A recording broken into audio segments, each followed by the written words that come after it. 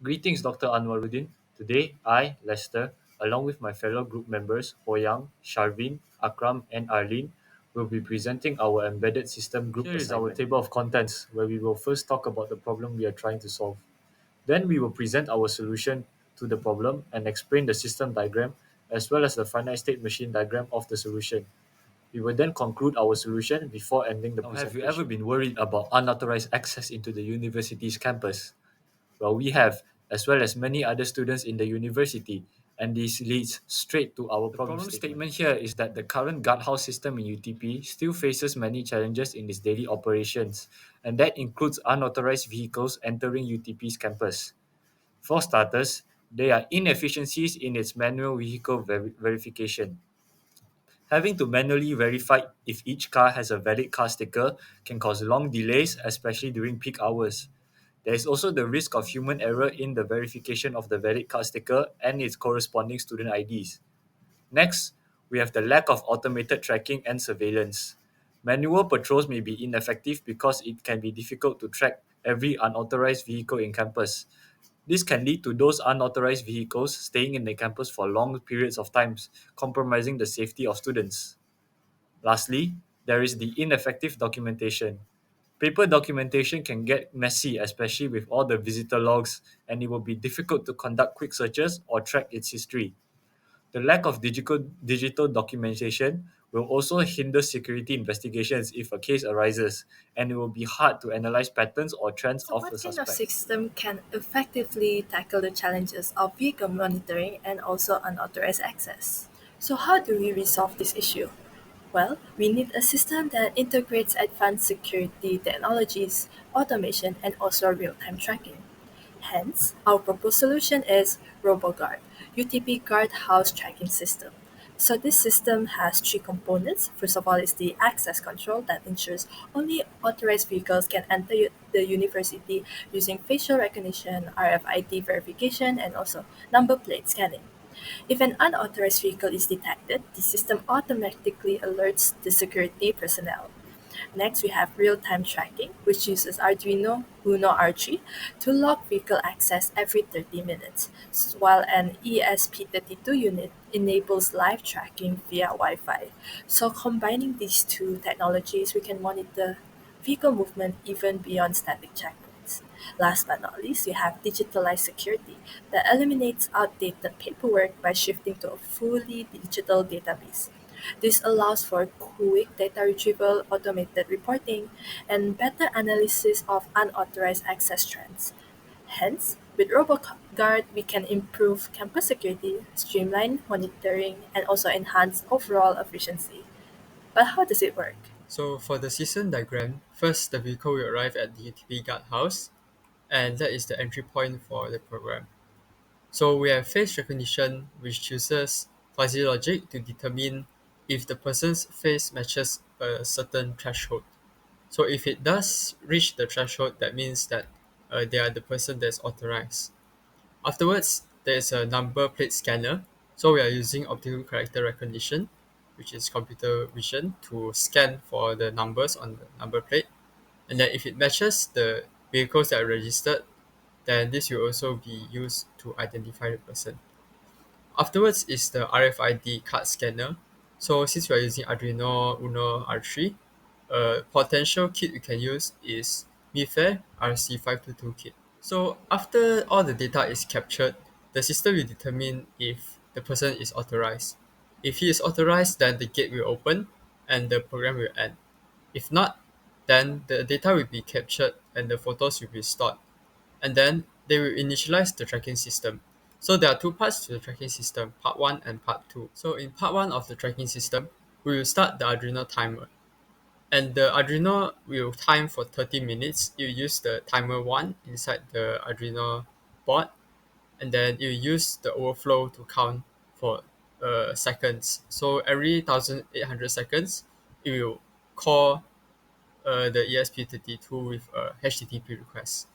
And then this will make the ESP32 return a geolocation, which is the position of the tracker, and then it will update the position. So if the GPS location is same as the guardhouse, that will mean that the tracker has been returned. and then the tracking will end. The second part for the tracking system is for the ESP32. So after the person's data has been stored, a tag will be dispensed from the guardhouse that has the ESP32 unit inside. And then every time it receives the HTTP request from the Arduino, it will get the location and then it will send the data back to the Arduino to keep the data.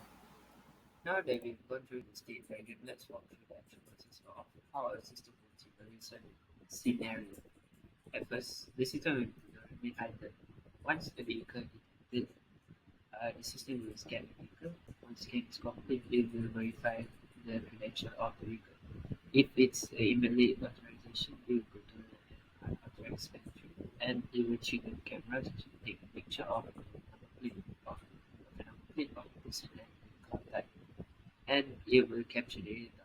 If it is an authorized entry, it will show as a valid authentication. It will allow the vehicle to enter. It will be recorded into the database as a logging entry. Once entry is completed, the system will go back to idle. Alright, for the second part of the final distribution diagram where it shows as an invalid authorization. After the image has been captured, it will store the photo and will go through a function called as photo store. After it has stored, you initialize the system. Which are the Arduino timer and the ESP32 tracker. It will prompt the system to prepare a tracking unit by deploying the ESP32. Once the ESP32 is activated, it will start the Arduino timer. Both systems will get ready and will enter a tracking function. Alright, this is the next part of the final state machine diagram where after the tracking system has been activated, it will coordinate operation which first the Arduino will have a 30-minute timing. ESP32 will be tracking the location of the vehicle every 30 minutes interval, and the system will also monitor the battery. Alright, now more onto the system. The system will have a 30-minute timer trigger as mentioned before. It will check the location by prompting the ESP32 device. After ESP32 data received, it will go through a process called a signal processing.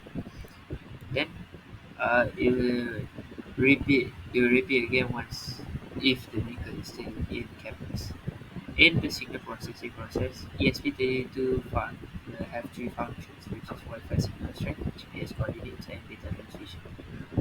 Once the signal processing indicates that the vehicle has returned to the guardhouse location, it will prompt the system as exit detected. Alright, now the last part for final state machine diagram. In the signal processing function, it will prompt the ESP32 with three functions, which is checking the Wi-Fi signal strength, checking the GPS coordinates of the vehicle, and the data transmission.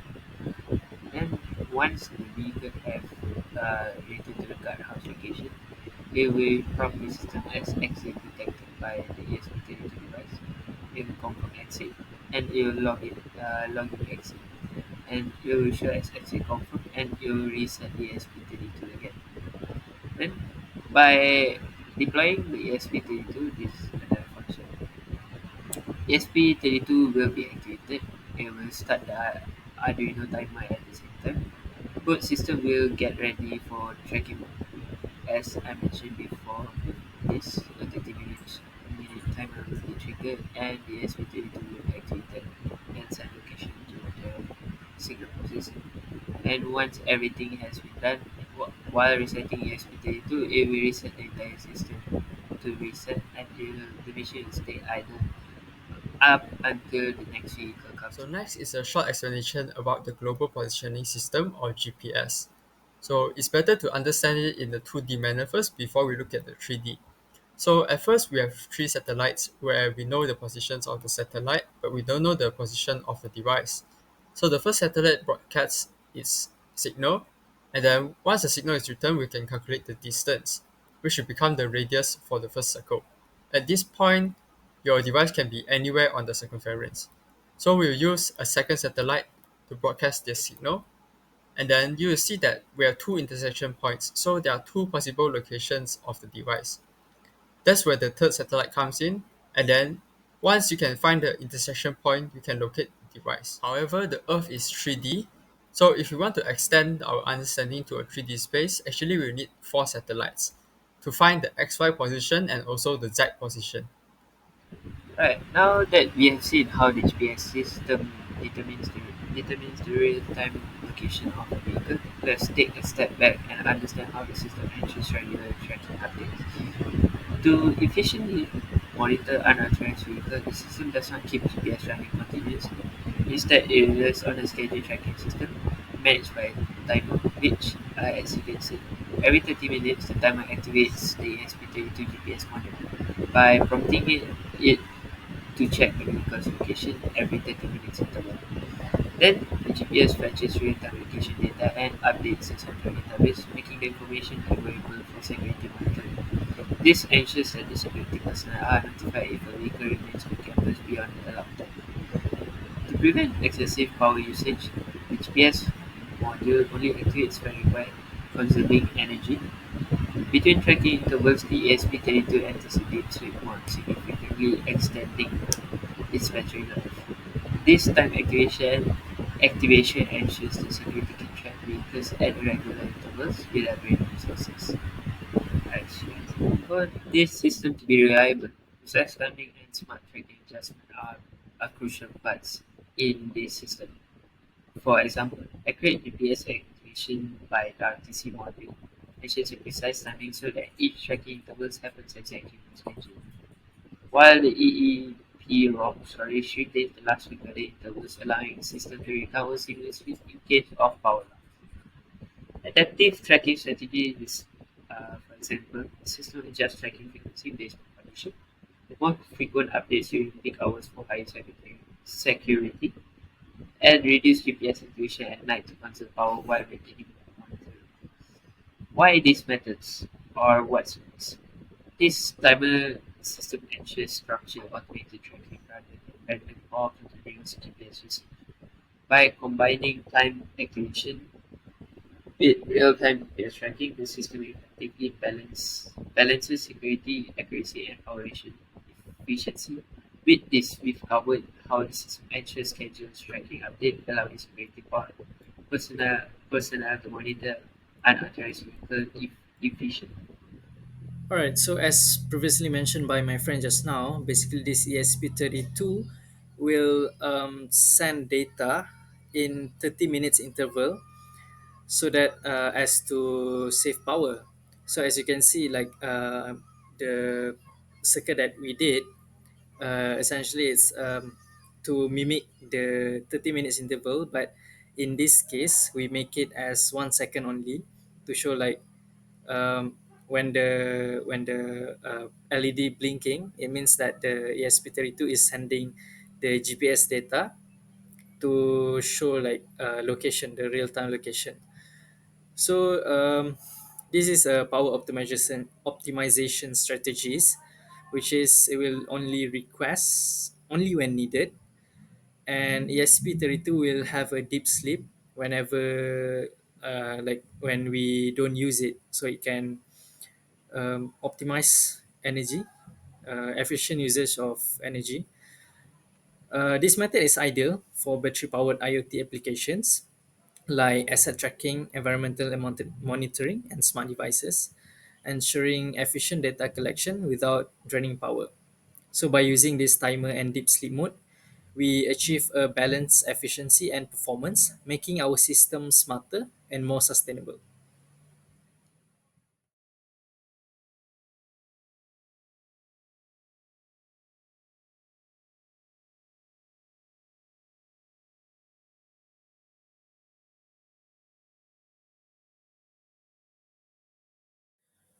Okay, so I am Akram and I will be concluding our team's presentation on our project for embedded system, which is the title of our project is RoboGuard Automated Security Screening System. Okay, so as we move towards a more secure and automated future, this project presents a significant step in enhancing campus security, especially at University Technology Petronas. By integrating Arduino Uno R3 facial recognition automatic number plate scanning. This system modernizes the traditional guardhouse procedures. With its modular design, RoboGuard allows for future enhancements such as AI-driven pattern recognition, mobile alerts, and GPS-based tracking, ensuring adaptability to evolving security challenges.